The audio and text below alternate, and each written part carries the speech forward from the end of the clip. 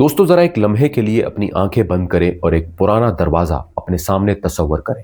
पत्थर का भारी दरवाजा जिस पर सदियों की गिरद जमी हुई है। दरवाजा खुलता है और इसके पीछे एक ऐसी सरजमीन नजर आती है जहां हर पत्थर एक कहानी सुनाता है। हर गली में दुआ भी है और दर्द भी। हर दीवार पर तारीख भी लिखी है और खून भी।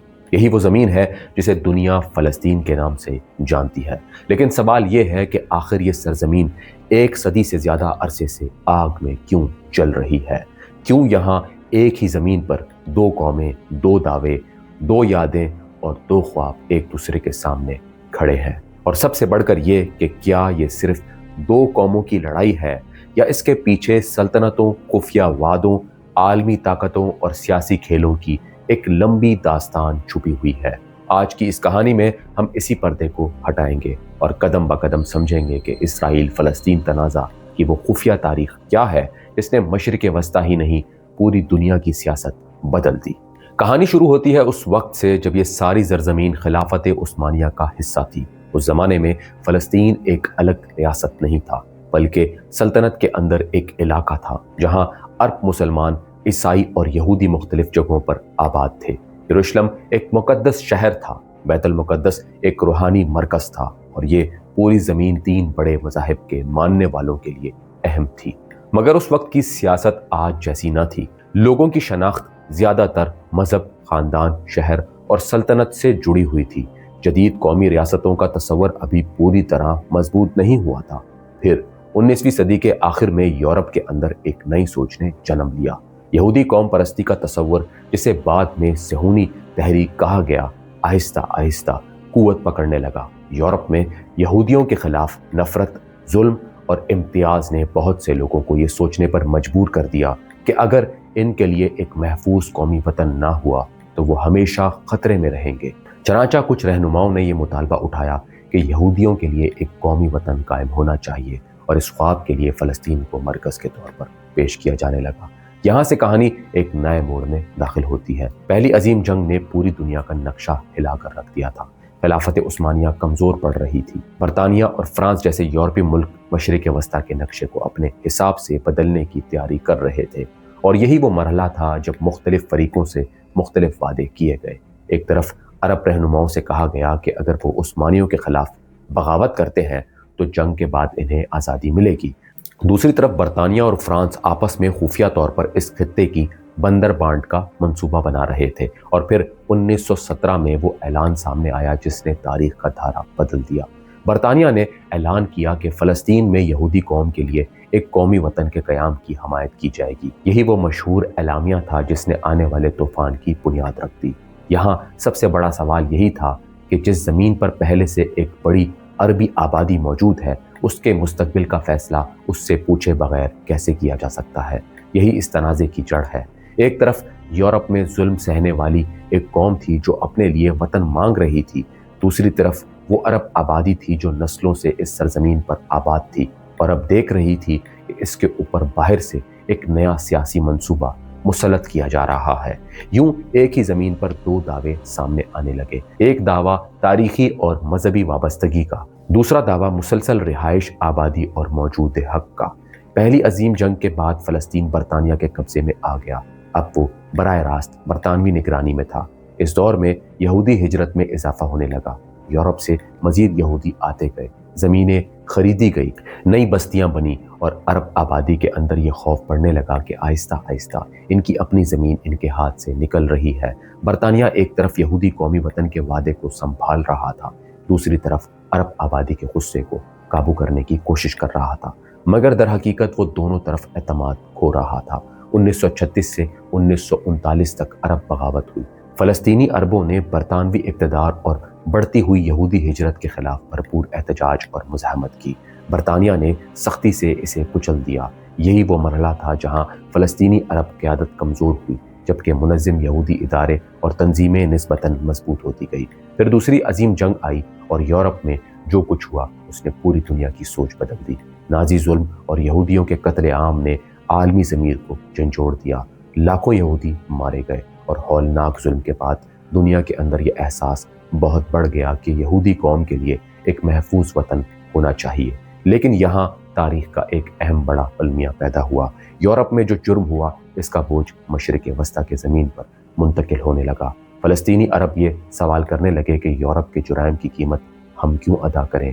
لیکن عالمی سیاست کا بہاؤ اب اس طرف تھا کہ فلسطین کے مسئلے کو ایک نئی تقسیم کے ذریعے حل کیا جائے۔ 1947 میں اقوام متحدہ نے فلسطین کو 2 حصوں میں تقسیم کرنے کا منصوبہ پیش کیا، ایک حصہ یہودی ریاست کے لیے، دوسرا عرب ریاست کے لیے، اور یروشلم کو ایک خاص بین الاقوامی حیثیت دینے کی تجویز دی گئی۔ یہودی قیادت نے اس منصوبے کو قبول کر لیا، عرب قیادت نے اسے مسترد کر دیا۔ عربوں کا موقف یہ تھا کہ اکثریتی آبادی کی خواہش کے خلاف زمین کیوں تقسیم کی جا رہی ہے، لیکن حالات تیزی سے آگے بڑھ رہے تھے۔ 1948 میں اسرائیل کے قیام کا اعلان ہوا اور فوراً جنگ چھڑ گئی۔ عرب ممالک نے مزاحمت کی، مگر جنگ کا نتیجہ فلسطینیوں کے لیے تباہ کن نکلا۔ لاکھوں فلسطینی اپنے گھروں سے بے دخل ہو گئے یا بھاگنے پر مجبور ہوئے، دیہات خالی ہو گئے، بستیاں اجڑ گئی، خاندان بکھر گئے۔ فلسطینی اس سانحے کو نکبہ کہتے ہیں، یعنی بڑی تباہی۔ یہی وہ زخم ہے جو آج تک فلسطینی اجتماعی شعور کے اندر زندہ ہے۔ یہ صرف زمین کھونے کا معاملہ نہ تھا، یہ گھر، یادیں، قبریں، باغ، کھیت، مسجدیں، گرجے، بازار اور شناخت کھونے کا معاملہ تھا۔ جو لوگ نکلے ان میں سے بہت سے یہ سوچ کر گئے تھے کہ چند دن بعد وہ واپس آ جائیں گے، مگر وہ واپسی کبھی نہ آ سکی۔ اردن، لبنان، شام، غزہ اور دوسرے علاقوں میں مہاجر کیمپ بنے اور ایک پوری قوم کی نئی نسلیں انہی کیمپوں میں بڑی ہوئی۔ یوں فلسطینی مسئلہ صرف سرحد کا مسئلہ نہ رہا، بلکہ مہاجرت، یاداشت اور شناخت کا مسئلہ بن گیا۔ اس کے بعد 1967 کی جنگ نے اس تنازع کی شکل مزید بدل دی۔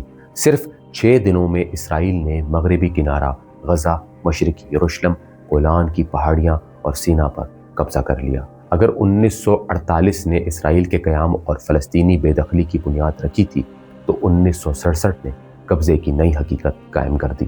اب فلسطینیوں کی بڑی آبادی براہ راست اسرائیلی قبضے کے نیچے آ گئی۔ چیک پوسٹیں، فوجی نگرانی، گرفتاریوں کا نظام، زمینوں پر قبضہ اور پھر نئی یہودی بستیاں، یہ سب آنے والے اشروں کی مستقل حقیقت بن گئے۔ یہ بستیوں کا مسئلہ بہت اہم ہے، کیونکہ سیاست صرف معاہدوں سے نہیں، زمین پر بننے والی حقیقت سے بھی چلتی ہے۔ جب کسی علاقے میں نئی بستیاں بنتی ہیں، سڑکیں بنتی ہیں، فوجی حفاظت قائم ہوتی ہے، تو نقشہ کاغذ پر نہیں بلکہ زمین پر بدلنے لگتا ہے۔ فلسطینیوں کے لیے سب سے بڑا خوف یہی تھا کہ ایک دن بات چیت کا دروازہ کھلا بھی تو زمین اتنی بدل چکی ہوگی کہ ان کے لیے کچھ بچا ہی نہیں ہوگا۔ اسی دوران فلسطینی مزاحمت نے بھی نئی شکل اختیار کر لی۔ آزادی فلسطین کی تنظیم اور یاسر عرفات جیسے رہنما سامنے آئے۔ فلسطینی قومی تحریک نے دنیا کو یہ پیغام دینا شروع کر دیا کہ یہ صرف مہاجرین یا چند لڑائیوں کا مسئلہ نہیں، بلکہ ایک قوم کے حق خود ارادیت کا مسئلہ ہے۔ پھر 1987 میں پہلی عوامی بغاوت پھوٹی، جسے انتفاضہ کہا جاتا ہے۔ یہ ایک ایسا لمحہ تھا جب دنیا نے پہلی بار پتھروں سے لیس نوجوانوں کو ٹینکوں اور بندوقوں کے سامنے کھڑے دیکھا۔ اس منظر نے پوری دنیا کو جھنجھوڑ دیا۔ اسرائیل کے لیے یہ مسئلہ صرف سلامتی کا نہ رہا، بلکہ ایک اخلاقی اور سیاسی چیلنج بھی بن گیا۔ 1990 کی دہائی میں امید کی ایک کرن دکھائی دی، مذاکرات ہوئے، ہاتھ ملے، تصویریں بنی اور دنیا نے سمجھا کہ شاید امن قریب ہے۔ یہی وہ مرحلہ تھا جب اوسلو معاہدے سامنے آئے۔ فلسطینی قیادت اور اسرائیلی قیادت نے ایک دوسرے کو تسلیم کر لیا۔ ایک عبوری نظام کی بات ہوئی، فلسطینی انتظامیہ وجود میں آئی اور لوگوں نے سوچا کہ شاید اب ایک آزاد فلسطینی ریاست کی طرف راستہ کھل جائے گا۔ مگر یہی وہ جگہ تھی جہاں بہت سے مبصرین کے مطابق امید اور حقیقت الگ الگ چلنے لگی۔ ایک طرف امن کا عمل چل رہا تھا، دوسری طرف زمین پر بستیاں بڑھ رہی تھی، چیک پوسٹیں برقرار تھی، قبضہ اپنی جگہ قائم تھا اور اعتماد کی کمی ختم نہ ہوئی۔ پھر فلسطینی سیاست کے اندر بھی تقسیم پیدا ہوئی۔ حماس جیسی تحریک ابھر کر سامنے آئی، جس نے خود کو مزاحمت کی ایک مختلف شکل کے طور پر پیش کیا۔ وقت کے ساتھ فلسطینی سیاسی منظر 2 حصوں میں بٹ گیا۔ ایک طرف مغربی کنارے میں فلسطینی انتظامیہ، دوسری طرف غزہ میں حماس کی طاقت۔ اس تقسیم نے فلسطینی مقصد کو کمزور بھی کیا اور تنازع کو مزید پیچیدہ بھی بنا دیا۔ غزہ کی کہانی اس پورے تنازع کا سب سے دردناک باب ہے۔ ایک چھوٹا سا علاقہ، گنجان آبادی، محدود وسائل، ناکہ بندی، بار بار جنگ، تباہی، بمباری، راکٹ، ملبہ، ہسپتال، پناہ گاہیں اور عام شہریوں کی مسلسل قیمت۔ غزہ صرف ایک جغرافیائی پٹی نہیں بلکہ ایک مسلسل انسانی بحران کی علامت بن چکا ہے۔ یہاں ہر چند سال بعد جنگ چھڑتی ہے، दोनों तरफ जानी जाती हैं, मगर तबाही का बड़ा बोझ आम फलस्तीनी आबादी उठाती है। दूसरी तरफ इसराइल का मौक़िफ़ ये रहा कि वो अपने शहरियों को हमलों से बचाने के लिए कार्रवाई करता है।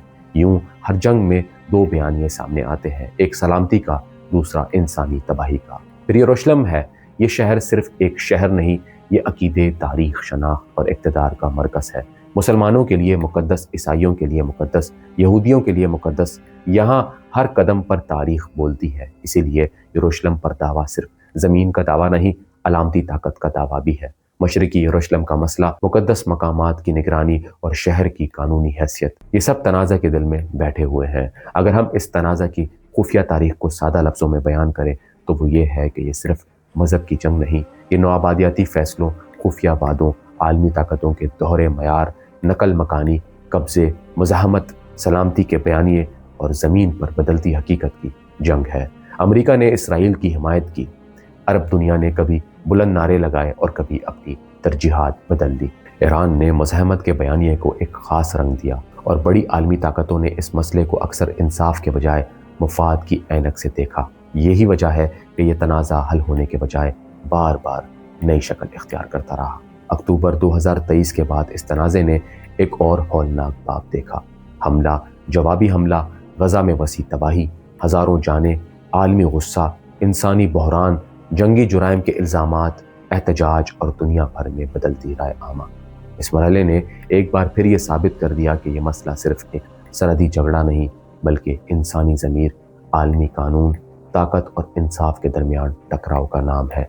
तो फिर असल सवाल क्या है? क्या यह तनाज़ा सिर्फ इसलिए हल नहीं हो रहा कि दोनों कौमें ज़िद्दी हैं, या इसलिए कि आलमी ताकतों ने कभी वाकई इसे इंसाफ की बुनियाद पर हल करना चाहा ही नहीं? क्या ये सिर्फ सलामती का मसला है, या एक ऐसी कौम की बेदखली का मसला भी है जिसे आज तक मुकम्मल इंसाफ नहीं मिला? क्या इसराइल सिर्फ अपने वजूद के दिफा में है, या वो एक ऐसे कब्ज़े को भी जारी रखे हुए है जो नई नस्लों को मज़ीद गुस्से की तरफ धकेल रहा है? शायद इस पूरी कहानी का सबसे तल्ख सच ये है कि एक सदी से ज़्यादा वक्त गुजरने के बाद भी इस ज़मीन पर अमन सिर्फ एक लफ्ज़ है, हकीकत नहीं। यहाँ बच्चे जंग में पैदा होते हैं, खौफ में बड़े हो जाते हैं, और इनके दिलों में तारीख़ निसाबी किताब से नहीं बल्कि ज़ाती ज़ख्म से लिखी जाती है। एक तरफ एक ऐसी कौम है जो अपने तारीख़ी दुख और सलामती के खौफ से बाहर नहीं निकल सकी, दूसरी तरफ एक ऐसी कौम है जो अपने नुकसान, बेदखली और कब्ज़े के तजुर्बे से आज़ाद नहीं हो सकी। और जब दोनों तरफ खौफ, गुस्सा और सियासत एक साथ जमा हो जाएं, तो फिर ज़मीन सिर्फ ज़मीन नहीं रहती, वो तकदीर बन जाती है। और शायद यही इस तनाज़े की खुफिया तारीख़ का सबसे बड़ा राज है। ये जंग सिर्फ इसराइल और फ़लस्तीन के दरमियान नहीं, बल्कि तारीख़ और हाल के दरमियान भी है। ये वादों और धोखे के दरमियान भी है, ये ताकत और इंसाफ के दरमियान भी है। और जब तक दुनिया इस मसले को सिर्फ खबर, सिर्फ सिफारतकारी या सिर्फ जंग के तौर पर देखती रहेगी, तब तक इस सरजमीन का ज़ख्म भरने के बजाय मज़ीद गहरा होता जाएगा। तो आखिर में सवाल यही बचता है, क्या वाकई ये तनाज़ा नाकाबिल हल है, या दुनिया ने इसे हल करने के बजाय अपने मुफाद के लिए ज़िंदा रखा हुआ है? क्योंकि अगर एक सदी बाद भी एक ही ज़मीन पर दो कौमें अपने अपने मरने वालों को याद कर रही हों, अपने अपने हक के लिए चीख रही हों, और दुनिया अब भी सिर्फ बयान दे रही हो, तो फिर मसला सिर्फ ये नहीं कि जंग क्यों जारी है, असल मसला ये है कि अमन की कीमत कौन अदा करना चाहता है और इंसाफ देने की हिम्मत किस में है।